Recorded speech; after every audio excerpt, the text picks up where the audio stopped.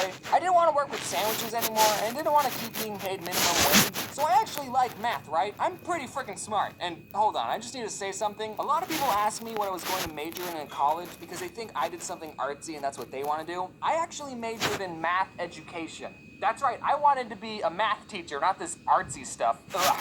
So I applied to be a math tutor at my community college. Like, that would have been the perfect job. I'm a math education major, I want to be a math teacher, and this job would give me good practice for the actual job. So in this interview, they gave you a practice problem, and then you had to teach the people giving the interview, which makes sense. I think all jobs should have a practice instead of an interview. For some stupid reason, I was only allowed to teach the math that I had completed, and I did AP Calculus in high school, but for another stupid reason, the credits didn't transfer. Maybe it was because I didn't do the AP test, who knows? So I had to do calculus in community college again. So when I was applying, I could only tutor algebra and trigonometry. I got my practice problem, and it was so obviously a calculus problem. It was one of those, this is person A's distance over time, and this is person B's distance over time. Who's going faster at this time? Okay, that's an easy problem, okay? Take my word for it. But since these people I was quote-unquote tutoring didn't know calculus, I couldn't use calculus to teach them. Do you guys know what a derivative is? No.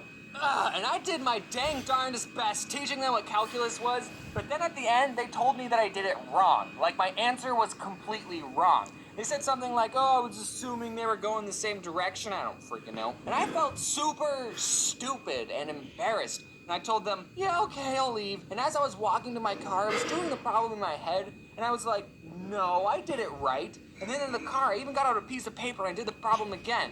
No, I'm still right. So the whole time I was so bummed out. I totally blew that interview. They're not gonna hire me. But then that night I got a phone call and it's the people and they told me, hey, so we're talking about that problem with some of the calculus teachers and they all agree that problem has some elements of calculus. So that leads me to believe that these three really didn't know what a derivative was. But then they told me they'd give me a second chance. Ooh, I was ecstatic.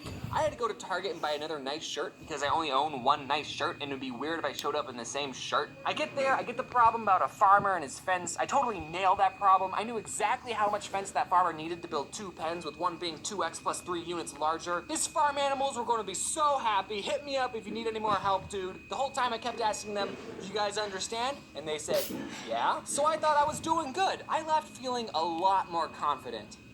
But then they never called me back, so I didn't get the job, even though I bought a nice shirt from Target. And I kept working at Subway, and the world lost what could have been an awesome math teacher that day. This is what I'm thinking. They're probably just embarrassed that they gave me a calculus problem, and then I totally got it right in front of